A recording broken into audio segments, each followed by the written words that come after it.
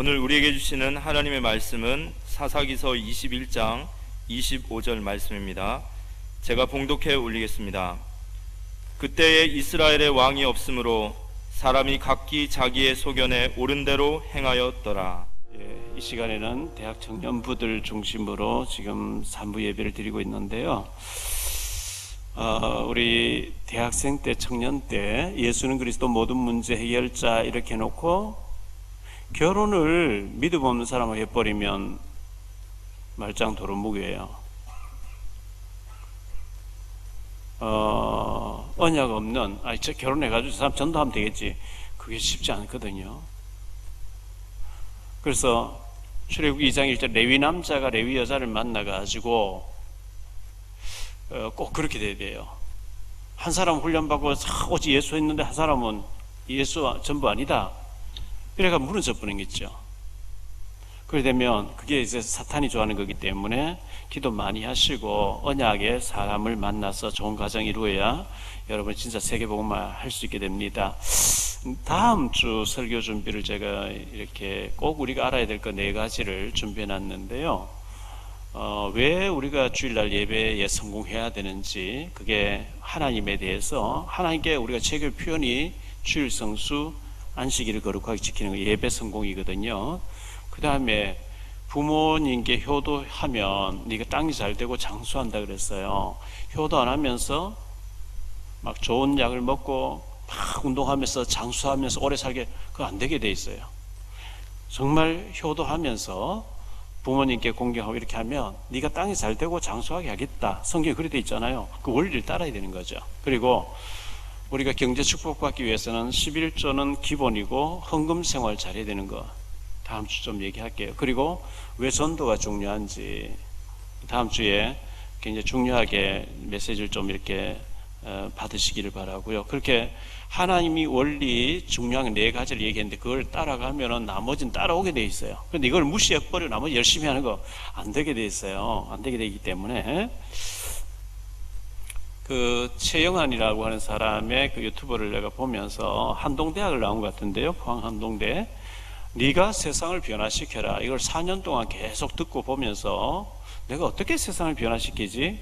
군에 가서 전방에서 이제 장교를 있다 보니까 종이가 없으니까 우유팩 거기다 편지를 쓰고 했는데, 그래서 그걸 하니까 더 위에 있는 장교 높은 사람들이 또라이인 줄 알고 자살만 하지 마라 할 정도로 또라이 취급받죠. 왜냐하니까 자기 나름대로 대학을 세우고 세계적인 인물들을 교수로 임명한다 이렇게 하니까 완전 또라이 취급받잖아요. 그런데 이제 그 소망을 가지고 기도하는데 한민구 중장님이었죠. 그때는 국방장관 지낸 분인데 이분이 추천서를 써주게 됐고, 그게 이제 계기가 돼서 지금 세계적으로 이렇게 뛰고 있는 모습을 볼 때 참 귀하다. 저런 꿈을 가진 청년들이 나왔으면 좋겠다. 저런 소망을 가지고 있는 사람이 준비됐으면 참 좋겠다. 이렇게 생각합니다. 우리가 도전하고 성령 충만해서 우리가 현장을 변화시킬 수 있을 만큼 영적인 힘이 있어야 되는데, 요셉이가 보디발이죠. 요셉이 하나님의 요셉과 함께하는 걸 보고 보디발이 요셉에게 모든 맡기니까 보디발 밭에까지 역사가 일어나면서 애굽을 변화시키잖아요. 여러분들이 여러분 직장과 내가 들어간 장소를 내가 변화시키겠다고 하는 그런 꿈을 가지고 전문성을 가지고 도전해서 정말 여러분들이 주역이 됐으면 좋겠습니다.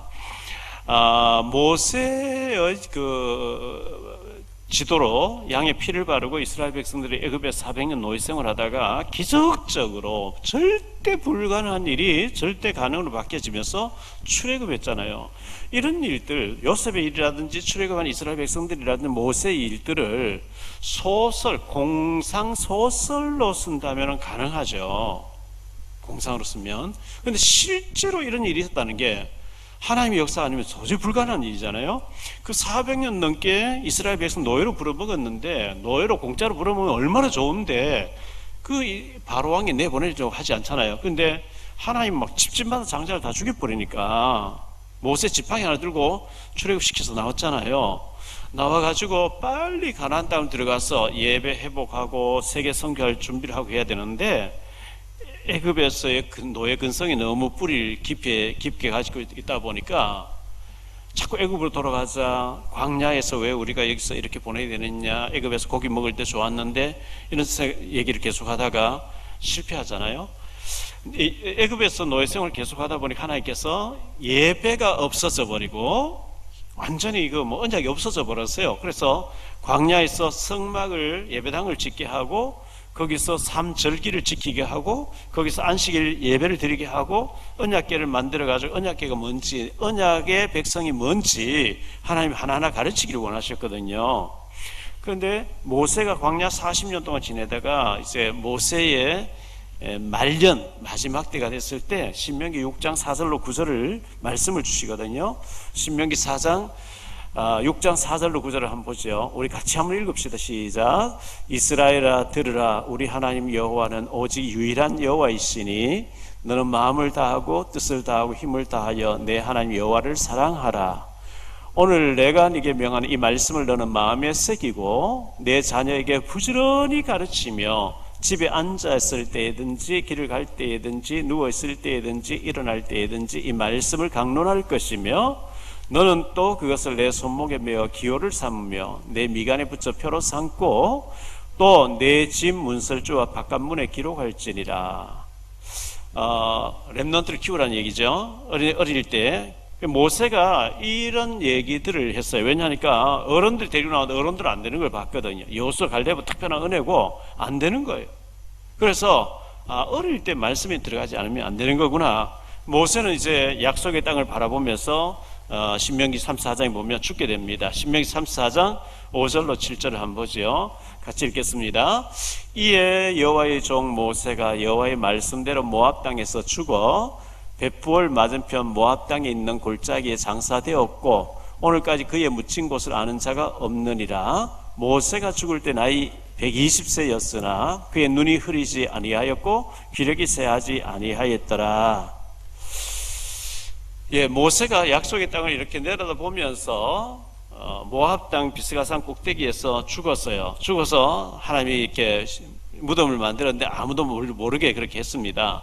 모세가 전하던 이 언약의 바톤을 이어받은 여호수아가 가나안 땅을 정복하기 위해서 들어갔는데 여호수아는 사실 모세 밑에 40년 동안 따라다녔어요. 모세를 만났을 때, 출애굽할 때 모세 만날 때가 몇 살이었는지 모르겠는데 아마 뭐 젊은 청년이었겠죠. 그리고 40년 훈련 받았어요. 그 여호수아가 가나안 땅 들어가서 막 정복하고 땅을 분배하고 막 이러다 보니까 어린 아이 렘넌트를 키울 수 있는 정신적 여유가, 마음의 여유가 없이 죽게 됐어요. 자, 사사기서 2장 7절로 15절까지 우리 같이 읽어보겠습니다. 시작. 백성이 여호수아가 사는 날 동안과 여호수아 뒤에 생존한 장로들 곧 여호와께서 이스라엘을 위하여 행하신 모든 큰 일을 본 자들이 사는 날 동안에 여호와를 섬겼더라. 여호와의 종 눈의 아들 여호수아가 110세의 죽음에 무리가 그의 기업의 경내 에브라임 산지 가하스산 북쪽 딥낫 헤레스에 장사하였고 그 세대의 사람 다 그 조상들에게로 돌아갔고 그 후에 일어난 다른 세대는 여호와를 알지 못하며 여호와께서 이스라엘을 위하여 행하신 일도 알지 못하였더라. 이스라엘 자손이 여호와의 목전에 악을 행하여 바알들을 섬기며 애굽 땅에서 그들을 인도하여 내신 그들의 조상들의 하나님 여호와를 버리고 다른 신들 곧 그들의 주위에 있는 백성의 신들을 따라 그들에게 절하여 여호와를 진노하시게 하였으되 곧 그들이 여호와를 버리고 바알과 아스다롯을 섬겼으므로 여호와께서 이스라엘에게 진노하사 노략하는 자의 손에 넘겨주사 그들이 노략을 당하게 하시며 또 주위에 있는 모든 대적의 손에 팔아넘기심에 그들이 다시는 대적을 당하지 못하였으며 그들이 어디로 가든지 여호와의 손이 그들에게 재앙을 내리시니 곧 여호와께서 말씀하신 것과 같고 여호와께서 그들에게 맹세하신 것과 같아서 그들의 괴로움이 심하였더라. 망하는 거죠. 하나님을 잊어버리니까, 언약을 전달 못하니까.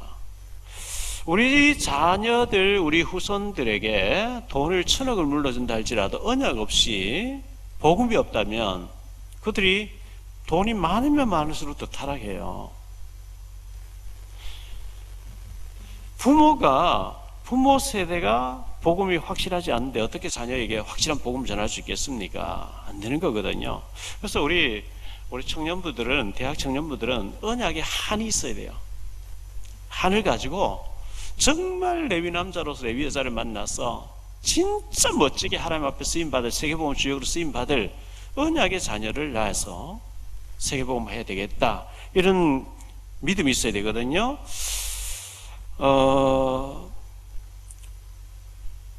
야곱이 요셉을 어릴 때 말씀으로 다졌습니다. 요셉 평생 쓰임 받잖아요. 요게벳이 모세를 젖될 때까지 언약을 심었습니다. 한나가 사무엘에게 언약을 심었습니다. 이새가 다윗을 어릴 때 말씀과 믿음과 실력을 가지도록 이렇게 전문인으로 준비시켰습니다. 어릴 때 복음으로 각인되지 아니하며 평생 굉장히 헤매게 되고 사단 심부름하기 때문에, 이런 측면에서 우리 사랑 성교원에서 애기 엄마들이 어린 아이 랩런트들에게 복음을 각인시킨다는 건 너무나 중요한 일이라고 저는 생각합니다. 우리 대학 청년부, 아직 결혼하지 않은 청년들도 앞으로 결혼해야 될 것이고 랩런트를 키워야 될 것인데, 정말 언약의 자녀를 키워야 되겠다, 이런 각오를 좀 했으면 좋겠고요. 조선시대에 쓴 책들 제가 이제 쭉 읽어보는 가운데, 고요한 아침의 나라 조선이라는 책하고 조선시대 책을, 서양 사람 쓴 책을 몇 권 읽어보는 가운데, 우리나라에 150여 년 전에 우리나라 와보고, 조선이라는 나라에 희망이 없다. 왜냐하니까 양반들 너무 비리가 많고, 또 서민 측에서는 너무 착취를 당하고 있고, 충신이 나오면 온갖 누명을 다 씌워서 역적으로 만들어서 감옥 보내버리고, 비리가 너무 많기 때문에 조선에 희망이 없다, 이렇게 했어요. 그리고 백성들이 너무 게으르다는 거예요. 술, 도박 이런 게 너무 많고. 그리고 왜 그랬냐? 그런데 이분이 만주에 가서 연변 조선저작지주가 있고요. 여기 한 시간에 떨어져 용정이라는 데가 있죠. 용정시 명동촌에 가면 윤동주 생가가 있잖아요. 거기 가보고 깜짝 놀란 거예요, 이 사람이. 왜냐하니까 북한 회령에서 나온 사람 몇 가정이 촌을 이루고 있는데 너무 잘 살고 있는 거예요. 너무 성실한 거예요. 중국 사람은 완전 다르게 완전히 엘리트층을 이루고 있는 거예요. 학교도 막 예술도 가르치고 음악도 가르치고 애들은 악기를 잘하고. 왜 그러냐, 이 법을 보니까 조선에서 착취당하다가 중국에 건너와서 착취한 사람 없으니까 열심히 성실하게 해가지고 너무 잘 살고 있는 거예요. 그래서 조선이 정책이 잘못되어졌고 다 착취해 가니까 사람들이 해봐야 재미가 없으니까 그냥 저렇게 안 하고 있는데, 지금 북한이 굶고 있잖아요. 그래서 간단하게 식량난 해결하는 방법은 땅을 개인 떼내주면서 네가 농사 지어서 절반 네가 먹고 절반 나라 바쳐라. 간단하게 해결돼 버려요. 그런데 아무것도 안 주고 다 나라에 다 갖다 바쳐라. 힘이 안 나잖아요. 죽도록 해가지고 굶고 죽는데, 거기 윤동주 생가에 가면 독립운동하던 김야견 목사님이죠. 아주 평생을 독립운동했던 목사님이면서 명동촌에 교회를 이루고 있던 분이 일대기가 쫙 나오는데, 여러분 네이버에 김야견 독립운동가 딱 치면 나오죠. 목사님이었고요. 그분의 유언이 나의 삶이 유언이다, 나의 유언이다 그랬어요. 유언을 별도로 난 할 필요 없다. 내 삶이 유언이다. 평생 독립운동한 거예요. 독립운동을 도한 거예요. 국가를 위해서, 나라를 위해서 평생을 바친 거죠. 우리가 방탕하고 허랑방탕하면서 나는 완전 엉망으로 무너진 삶을 살면서 자녀 보고 너 잘 살아라 유언한다고 해서 그때 했습니까? 내 삶이 유언이란 거예요. 얼마나 멋있습니까? 자, 오늘 말씀을 가지고 세 가지로 말씀드리고 왔는데, 먼저 첫 번째는 언약 부분을 좀 말씀드리고 그 다음에 본문과 관련된 얘기를 두 가지로 나누어서 해야 되겠습니다. 첫째, 하나님을 만나셔야 되고 우리가 거듭나야 됩니다. 거듭난 삶을 살아야 되거든요. 우리가 하나님 만난 체험이 없고 거듭난 확신이 없으면 마귀를 못 이깁니다. 우리가 복음을 정확하게 듣게 되면 인생의 터닝 포인트라고 하죠. 전환점이 이루어지게 됩니다. 반드시 이 체험을 우리 가져야 됩니다. 하나님 계신 줄 모르고 그래서 열심히 살다가 어떤 문제를 만났을 때 그걸 통해서 하나님 만나게 됩니다. 하나님 만나게 되는데 진짜 하나님이 계시는 게 맞냐? 맞다고 하면 그분을 반드시 내가 모셔야 되는 거죠. 요한복음 1장 12절에 영접하는 자 곧 그 이름 믿는 자들에게는 하나님의 자녀가 되는 권세를 주셨으니, 우리가 예수님을 인격적으로 영접하고 하나님 자녀로 신분이 변화되어야 되는 거죠. 안 그러면 요한복음 8장 44절에 너희는 너희 아비 마귀에게서 났으니, 마귀의 자녀라 그러거든요. 이 마귀의 자녀가 되어지면 지옥 배경을 가지고 운명 사주팔자라고 하는 사단의 지배 아래서 아무리 노력해도 잘 되는 것 같이 되면서 끝은 망하게 돼 있어요. 그래서 완전히 신부를 세탁해 버려야 되는 거죠. 예수님을 영접하고 신분이 완전히 마귀자 하나님 자녀로 바뀌어야 되고, 사탄의 저주 아래 운명 사주팔자에서 하나님의 자녀된 신분의 권세에 완전히 우리가 신분을 세탁해야 되고요. 자, 하나님 자녀가 되어졌고 영접하고 구원받은 게 맞다고 하면 인생 재해석이 되어져야 됩니다. 복음을 집중해서 들으면서 복음 속으로 우리가 들어가서 내가 이 육신적으로 월급만 받고 육신적으로만 살아서 안 되겠구나 하는 인생 재해석이 일어나야 되겠죠. 마태복음 4장 19절에 예수님께서 말씀합니다. 말씀하시되 나를 따라오라. 내가 너희를 사람을 낚는 어부가 되게 하리라. 고기 잡던 베드로가 예수님 따라감으로 사도로 바뀌어지잖아요. 완전히 인생의 혁명이 일어났습니다. 진짜 부모를 통해서 우리가 이 땅에 태어났지만 성경에는 너를 모태에서 지으신 하나님이라고 말씀하고 있어요. 하나님이 나를 지으신 게 맞고 나를 작품으로 만든 게 하나님이 나를 조각하셨고 나를 만드신 게 맞다면 내가 어떻게 준비되기를 원하십니까? 내가 어떻게 살기를 원하십니까? 내가 어떻게 하나님 앞에 쓰임받기를 원하십니까? 우리 각자 지으신 분이 다르거든요. 나를 조각하신 하나님이 나에게 계획이 있단 말이죠. 그래서 나만 할 수 있는 나의 현장, 내가 어떻게 준비되고 어떻게 쓰임받기를 원하십니까? 진짜 기도해 보세요. 그러면 하나님께서 너는 미용사가 돼서 헌신해라든지, 아니면 너는 운전을 하면서 해라든지, 예수님 되라든지 뭐가 있을 거 아니겠어요? 그죠? 내가 좋아하는 것으로 내가 지치지 않고 내가 한 가지를 해가지고 평생을 그걸 하면서 하나님 나라 복음을 위해서 살 수 있는 그 기도하셔야 돼요. 인생 재해석이 돼야 되고요. 그리고 복음에 올인해서 인생 재창조의 역사가 일어나도록 해야 됩니다. 복음에 올인하면 인생 재창조의 역사가 일어납니다. 아브라함이 아브라함으로, 사레가 사라로, 야곱이 이스라엘로, 시몬이 베드로로, 사울이 바울로 바뀌어지잖아요.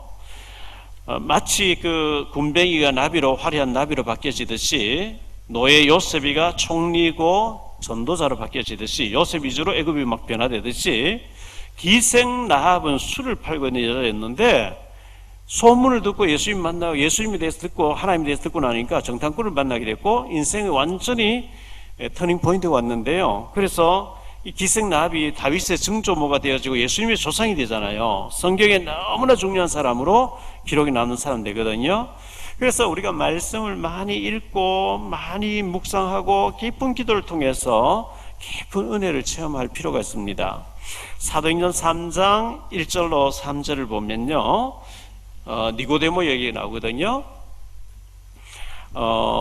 이 니고데모라는 사람은 유대나라의 국회의원입니다. 사내들인 공의회 72명의 국회의원 중에 한 명인데, 이 사람이 밤중에 예수님 찾아왔어요. 그래서 당신은 위대한 선지자고 하나님께로 온 선자가 아니면 이런 일을 할 수 없습니다. 그때 예수님께서 너 거듭나지 못했어. 제가 어떻게 어머니 태중에 들어갔다 나옵니까? 처음에 그 예수님 말씀을 육신적인 해석을 했어요. 그 말씀 듣다 보니 거듭나 버렸어요. 이 거듭나는 것, 우리 영적으로 완전히 성령으로 거듭나는 것, 그것을 가장 극명하게 이렇게 체험한 사람은 바울이죠.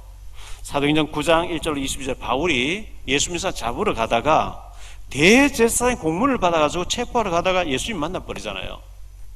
실명돼 버리거든요. 땅에 엎드려져 있는데 사울아 사울아 네가 왜 나를 박해하느냐. 주여 네 시옵니까? 난 네가 박해하는 나서는 예수라. 주여 그럼 제가 어떻게 할까요? 기다리라. 내가 사람 보내서 너에게 미션을 주겠다.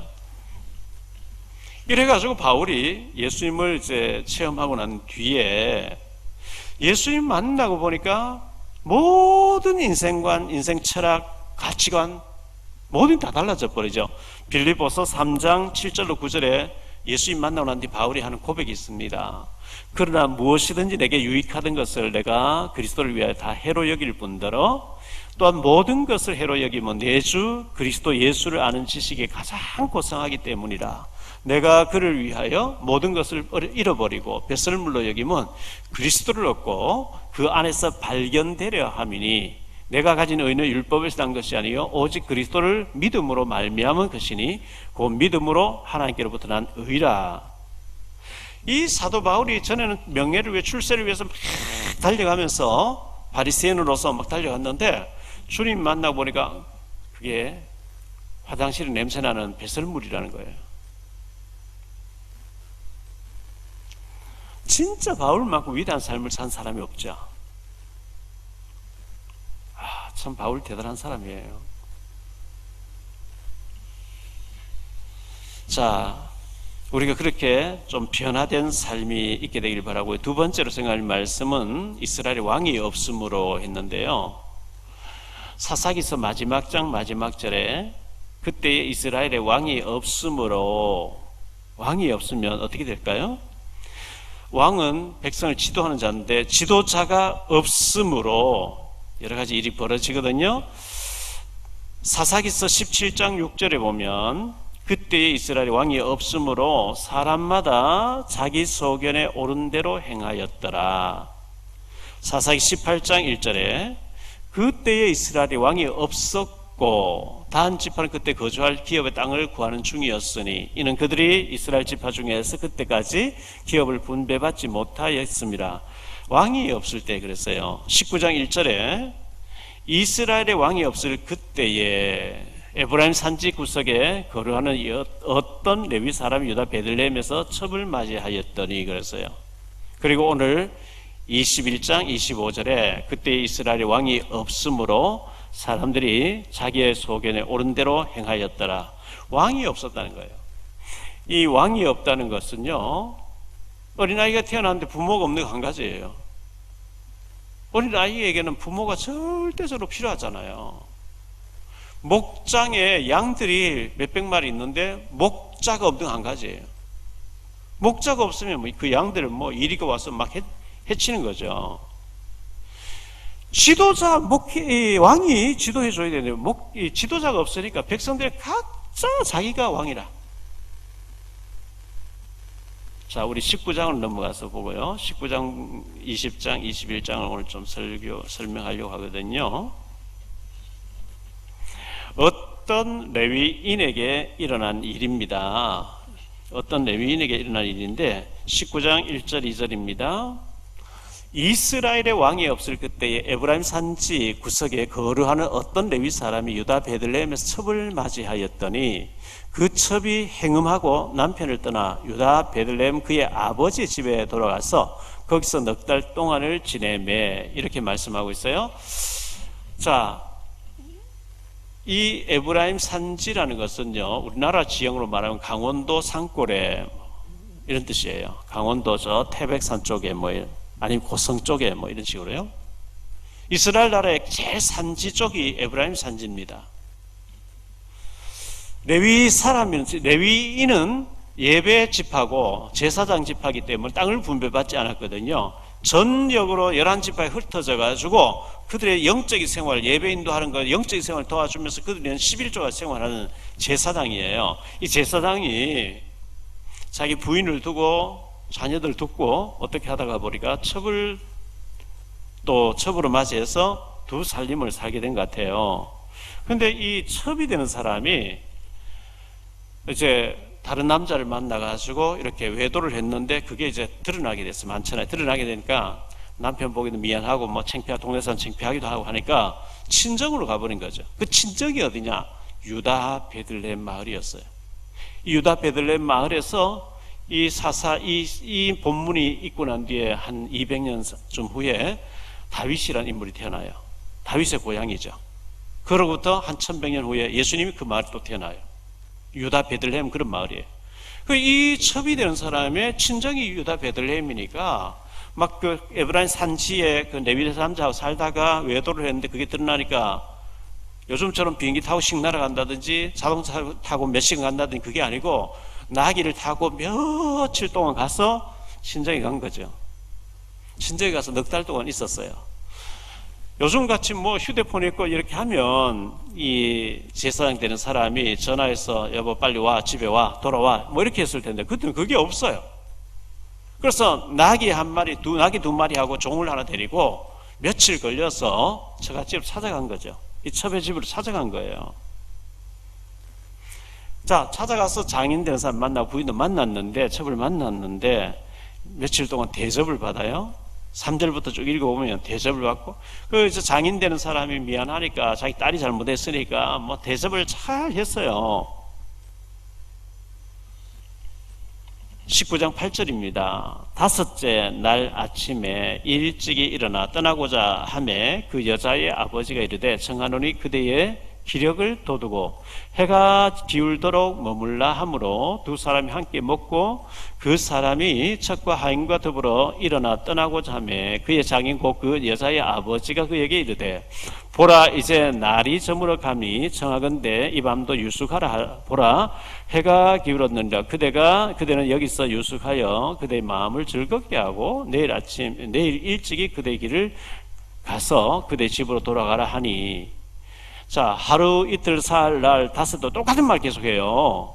그래서 10절에 그 사람이 다시 밤을 지내고자 하지 아니하여 일어나서 떠나 여부스 맞은편에 이르렀더니 여부스는 곧 예루살렘이라. 안장지은 낙이 두 마리와 첩이 그와 함께 하였더라. 좀 해가 지려고 하기 오후 좀 늦은 시간에 출발한 거죠. 출발했는데 가다 보니까 유다 지파의 예루살렘 있잖아요. 예루살렘을 지나가지고 베냐민 지파의 기브아라는 도시로 가서 하룻밤 자기로 종하고 이렇게 마음을 이제 정한 거죠.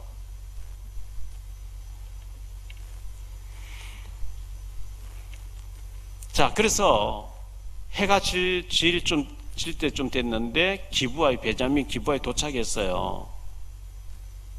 치안이 안 됐을 때 굉장히 위험하거든요. 들판에서 그 길거리에서 산다는 게.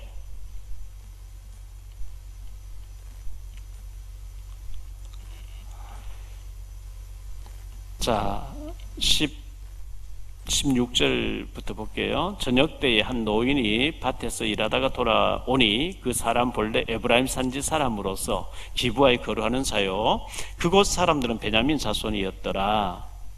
노인이 눈을 들어 성을 넓은 거리에 나그네가 있는 것을 본지라. 노인이 묻되 그대는 어디로 가며 어디서 왔느냐 하니 그에게 이르되 우리는 유다 베들레헴에서 에브라임 산지 구석으로 가나이다. 나는 그곳 사람으로서 유다 베들레헴 갔다가 이제 여호와의 집으로 가는 중인데 나를 자기 집으로 영접하는 사람이 없나이다.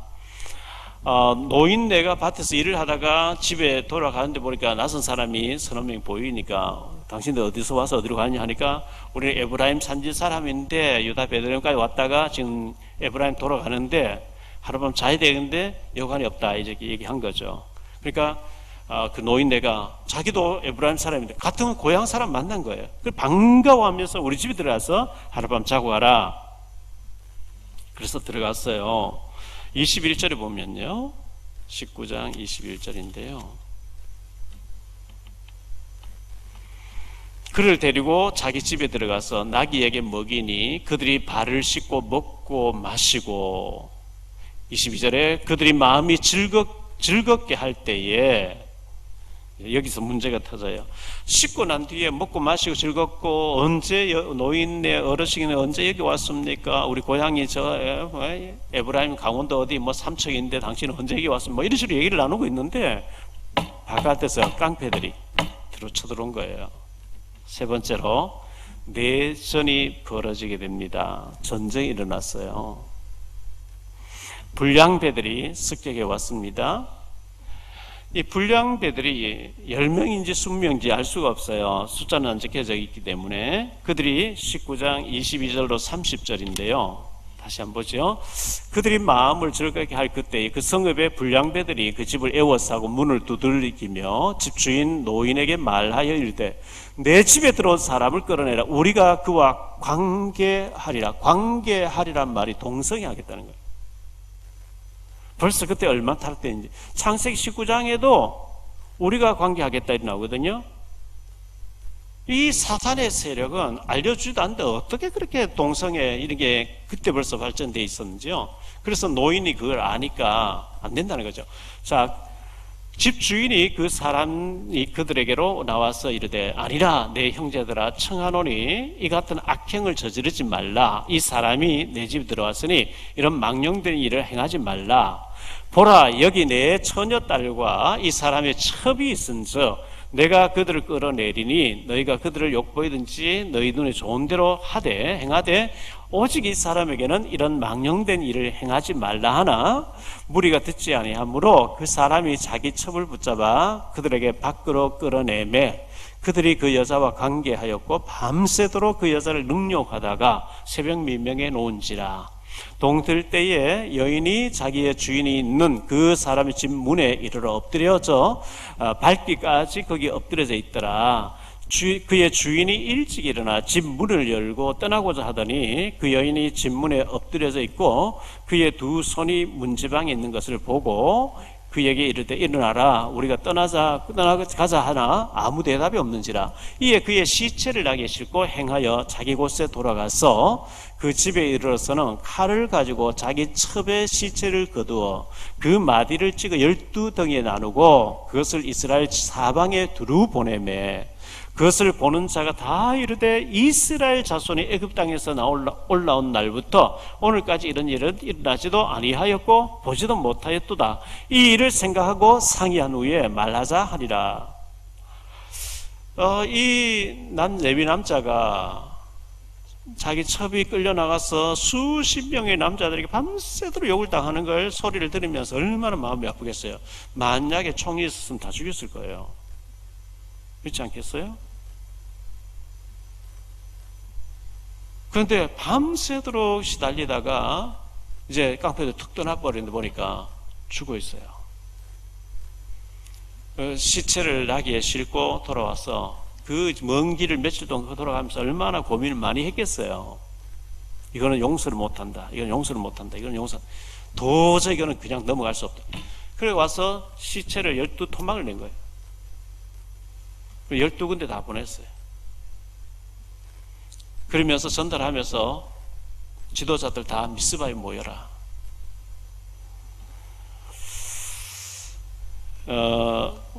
미스바라고 하는 광야는 아마 여의도 광장쯤 되거나 광화문 광장쯤 되겠죠. 그래서 그들이 모였습니다. 자, 이렇게 모여가지고 이스라엘 사람들이 모였는데요. 자, 20장 2절을 볼게요. 20장 2절에 온 백성의 어른 곧 이스라엘 모든 지파의 어른들은 하나님 백성의 총회에 섰고 칼을 빼는 보병은 40만 명이었으며 11지파에서 40만 명의 이제 전쟁할 수 있는 사람들이 모였습니다. 이래가지고 베냐민 자손들에게 말을 합니다.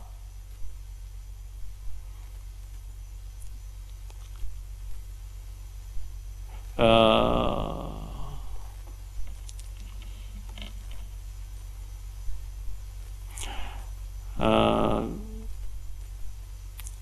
12절 이하에 보죠. 20장 12절 이하에 이스라엘 지파들이 베냐민 온 지파의 사람들을 보내어 두루 다니며 이르기를 너희 중에서 생긴 이 악행이 어찌 됨이냐. 그런 적 이제 기브아 사람들 곧 그 불량배들을 우리에게 넘겨주어서 우리가 그들을 죽여 이스라엘 중에서 악을 제거하여 버리게 하라 하나 베냐민 자손이 그들의 형제 이스라엘 자손의 말을 듣지 아니하고 도리어 성읍들로부터 기브아에 모이고 나가서 이스라엘과 자손과 싸우고자 하니라. 못 내주겠다는 거예요. 왜? 우리 지역 사람이니까 못 내주겠다. 우리가요, 하나님 앞 살아가면서 이런 부분에 대해서 조심해야 돼요. 내 친척이니까, 내 학연, 지연, 혈육이니까, 내 지역 사람이니까 아무리 죄를 짓고 잘못해도 내가 그 사람 편에 있겠다. 이건 굉장히 위험한 발상이죠. 하나님 앞에서는 지역이 없습니다. 혈연이 없습니다.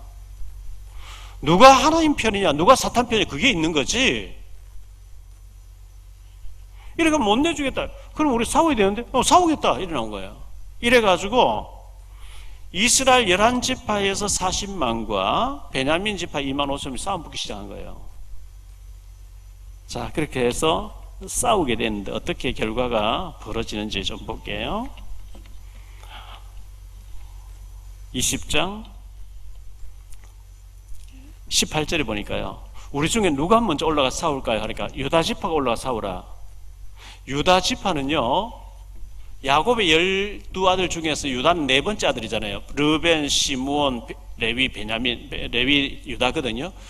근데 요셉이가 총리가 돼 있어요. 그 요셉이를 형들이 죽이자 할 때 유다가 팔자, 돈 쓰자 이러면서 살렸거든요.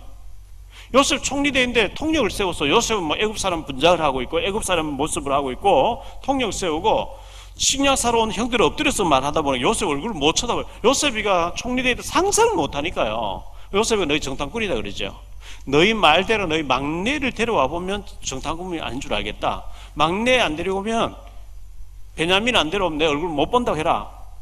시몬 하나 갖다 놓고요. 근데 식량이 떨어졌어요. 야곱이 가서 식량 사오라 하니까 아무도 안 가려고 하는 거예요. 왜? 베냐민 안 데려가면 그 총리 되신 분이 못 본다 했기 때문에. 그래서 야곱이가 너희가 어찌해서 요셉도 없어서 베냐민까지 없애려고 하느냐 막 할 때 그 사람이 우리 집안 사정을 자세히 묻길래 우리 대답했을 뿐인데 막내 데려오라 이렇게 나올 줄 어떻게 알겠습니까? 그때 유다가 내가 책임지고 아버지 막내 베냐민을 내가 데려왔다가 책임지고 데려오겠습니다. 만약에 못 데려오면 나를 죽이십시오. 그리고 베냐민을 아버지 설득해서 데려가서 유다거든요. 근데 요셉이가 이 베냐민 자루에 은잔을 넣어놨단 말이죠. 요셉이를 은잔이 들었던 사람은 내 밑에 내인데 포로로 갇혀 있어야 된다 하고 그 11명이 또 갔잖아요. 가서 유다가 대표적으로 얘기합니다. 이 아이의 생명이 우리 아버지 야곱이라고 하는 우리 아버지 생명과 같이 직결되어 있습니다. 이 아이의 형 요셉은 없어졌고 안 된다 못 보낸다 내가 설득해서 데려왔는데 만약 우리 돌아갔는데 얘가 없다. 아버지 그냥 말 들을 시간도 없이 그냥 죽습니다. 그러니까 나를 노예로 삼으시고 이 베냐민 돌려보내주세요. 그때 요셉이가 감정에 북받쳐 울면서 네 형님들 내가 요셉입니다 막 이런 나오잖아요. 창세 45장에 보면요. 이런 인연으로 인해서 솔로몬이 범죄하거든요. 축복받다 범죄했어요. 그래서 솔로몬 아들 르호보암씨 나라가 남북으로 갈라질 때 북이스라엘이 10지파가 되고 남조는 2지파가 남는데 유다와 베냐민 지파가 친해졌기 때문에 한 지파를 한 나라를 이룬다고요. 남조 유다에 베냐민하고 유다가 있는데 누가 먼저 올라갈까요? 유다가 먼저 올라가 쳐라. 제일 가까이 제일 형제같이 지내던 유다가 잘못된 거 쳐라. 하나님 이름 쳐라. 유다가 치게 됐어요. 쳤는데 21절에 보니까요. 이스라엘 백성들이 22,000명이 첫날에 죽어버려요. 져버려요. 40만 명인데 저쪽에 25,000명인데 이스라엘이 22,000명이 죽어요. 첫날에. 그 울고불고 하나님 앞에 하나님 이럴 수가 있습니까? 그래도 우리가 올라가 치까요? 쳐라. 그 다음날 가서 쳤더니 25절에 보니까 18,000명이 또 죽어요. 이스라엘이 18,000명 또 죽어요. 이틀 동안 4만 명이 죽는 거 있죠.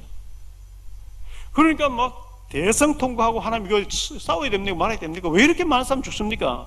하나님이 내일 가서 쳐라. 내일은 내가 베냐민 사람 너에게 붙여주겠다. 그래서 다시 올라갔는데요.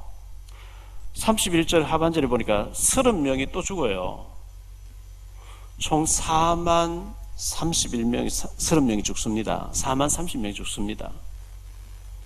그랬는데 그날 셋째 날 하나님께서 베냐민을 쳐서 35절에 보니까 2만 5천 명을 죽게 했더라. 베냐민을.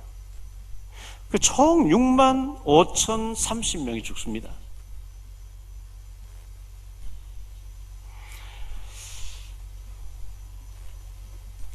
내전이 벌어져 가지고 불량배들을 내놔라, 못 내놓는다.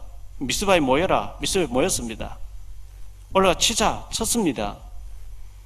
이래가지고 이스라엘에 4만 30명 죽고 베냐민 지파에서 2만 5천 명이 죽고 총 6만 5천 이제 30명이 죽게 되는 엄청난 사고가 벌어진 거죠.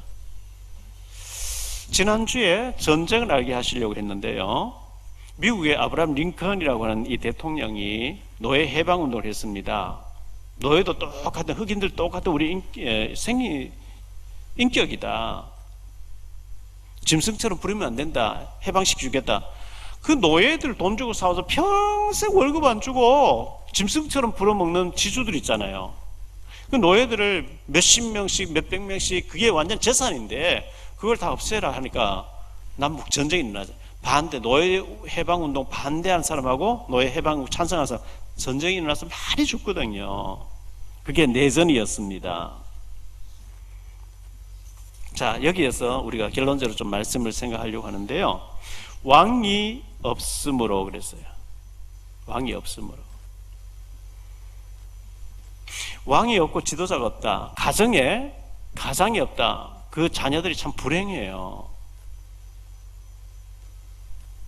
양떼 가운데서 목자가 없다. 그 양은 참 불행한 양이죠. 여러분 마음속에, 내 영혼 속에, 내 중심에, 내 가슴 속에 예수님이 나의 왕으로 계셔야 되거든요. 막연하게 생각으로 멀리 하늘에 계신 분으로 착각하고 있고 내 중심에 예수님이 왕으로 계시지 아니하면 여러분 고아 같은 사람이에요. 참 불쌍한 사람이에요.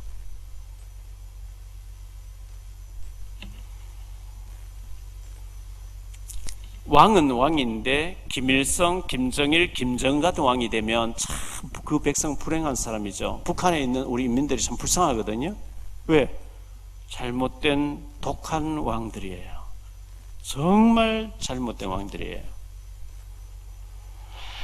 역사적으로 북이스라엘의 7대 왕의 아합 임금이라든지 히틀러라든지 네로 황제라든지 도미티안 황제라든지 스탈린이라든지 레닌 같은 사람 만나면 그 백성이 얼마나 불행합니까?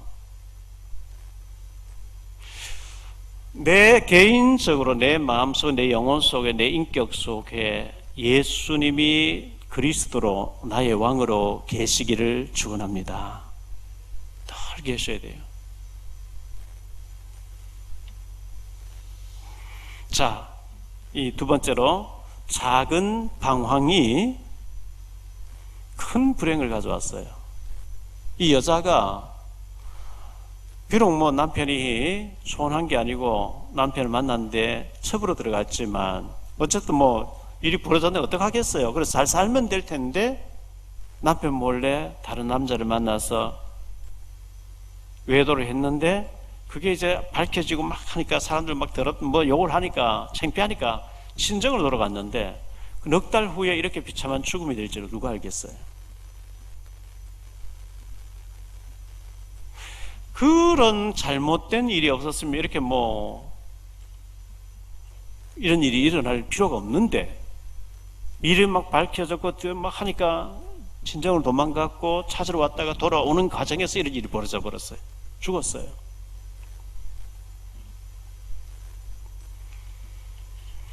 베냐민 지파에서는 잘못된 판단을 한 겁니다. 깡패들, 인간 쓰레기 같은 아주 못쓸 놈들 붙잡아서 내주면 되는데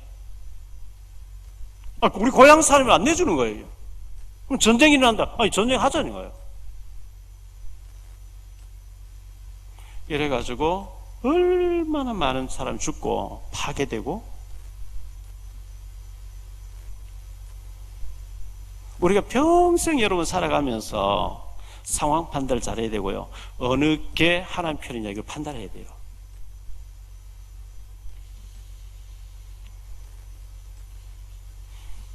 내 고향 사람이 그렇게 중요합니까? 깡패인데, 살인자인데. 베드로전서 2장 9절에 보니까요. 그러나 너희는 택하신 족속이요 왕같은 제사장들이요 거룩한 나라요 그의 소유가 된 백성이니 이는 너희를 어두운 데서 불러내어 너희 기이한 빛에 그의 기이한 빛에 들어가게 하시니 아름다운 덕을 선포하게 하라 하심이라. 베드로전서 2장 9절에는 왕, 제사장, 선지자가 그리스도의 삼직이 우리에게 다 와 있다 그랬어요.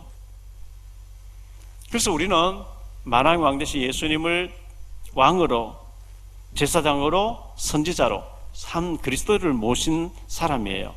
예수님이 좀 부족하면 다른 걸 또 모셔야 되지만 완벽한 분이거든요. 그래서 우리 자신이 예수님 모셨기 때문에 우리가 우리 가정에, 우리 산업 현장에 우리 자신이 또 왕 같은 제사장으로 하나님이 우리를 세워주셨다 그랬어요. 그래서 주인 되신 주님에게 우리는 늘 질문해야 되고, 그래서 여러분 아까도 얘기했습니다. 나를 만드신 주님이 내가 어떻게 준비되기를 원하시고 내가 어떻게 준비되어져서 어떻게 쓰임받기를 원하십니까? 깊은 기도를 하세요. 건성을 하지 말고 정말 마음을 모아서 깊이 묵상하고 기도해 보세요. 하나님께서 어떻게 준비해라, 너 어떻게 도전해라 주실 겁니다. 저는 시편 123편을 좋아하고 자주 묵상합니다. 우리 마지막으로 시편 123편을 같이 합독해 보겠습니다. 하늘에 계시는 주여, 내가 눈을 들어 주께 향하나이다. 상전의 손을 바라보는 종들의 눈같이, 여주인의 손을 바라보는 여종의 눈같이 우리의 눈이 여호와 우리 하나님을 바라보며 우리에게 은혜 베풀어 주시기를 기다리나이다. 여호와여, 우리에게 은혜를 베푸시고 또 은혜를 베푸소서. 심한 멸시가 우리에게 넘치나이다. 안일한 자의 조소와 교만한 자의 멸시가 우리 영혼에 넘치나이다. 상전의 손을 바라보는 종들의 눈같이, 여주인의 손을 바라보는 여종의 눈같이 내가 주님을 바라보나이다 이랬거든요. 우리는 주님을 바라봐야 돼요. 어떻게 바라보죠? 말씀에 주님의 모든 걸 다 밝혀놨어요. 여러분들 뭐 알바도 해야 되고 바빠서 하겠지만요, 휴대폰 들고 게임 많이 하는데 시간 많이 보내지 마시고, 컴퓨터 게임 하는데 다 시간 보내지 텔레비 보는데 시간 다 보내지 마시고요. 제가 올해 들어와서 성경을 한 달에 한 번씩 읽어야 되겠다 이렇게 생각하고, 지금 2월 중순이잖아요. 두 번째 이사야서를 읽고 있어요. 절반 이상 읽었어요. 두 번째. 오늘 이사야서, 에레미야서 시간 되는데 읽을 거예요. 한 달에 한 독 정도 성경 읽으면 어떻게 되냐? 말씀 속에 풍성이, 말씀 속에 빠져서 사는 거예요. 여러분, 하나님 우리에게 어떻게란 말씀을 풍성히 주셨고요. 말씀을 읽고 듣고 묵상할 때 너희 마음과 생각에 소원을 두고 행하겠다 그랬거든요, 하나님이.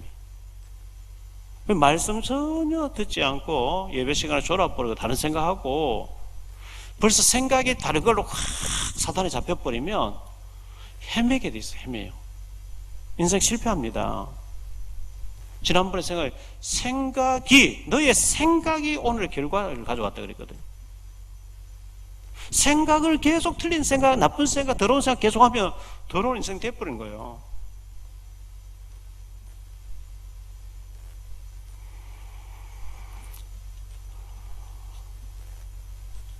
우리가 가정에서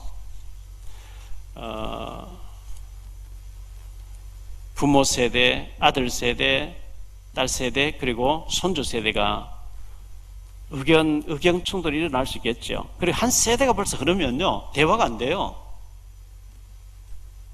어른들의 말은 꼰대들의 잔소리처럼 들리고 대화가 안 되잖아요. 그렇지만 우리의 최종 어떤 변론과 토론과 충돌 속에서 하나님의 말씀이 어떻게 돼 있지? 거기에 토달면 돼요. 손주가 얘기해도 성경적으로 맞으면 순종해야 되는 거죠. 아무리 할아버지가 대화가 안 되는 꼰대 같은 할아버지가 얘기해도 성경적으로 맞으면 거기 토를 달면 안 돼요. 우리 주장은 틀린 거거든요. 성경만이 진리거든요. 내 고향 사람들이라고 죄를 지었음에도 불구하고 우리는 보호를 해야 되겠고 싸움도 해야 되겠다. 이게 틀린 생각이에요. 이래가지고 완전 나라 베냐민 집 하나가 없어져 버린다니까요. 거의 망해버린다니까요. 무슨 고향이 중요합니까? 사탄이 잡힌 사람인데.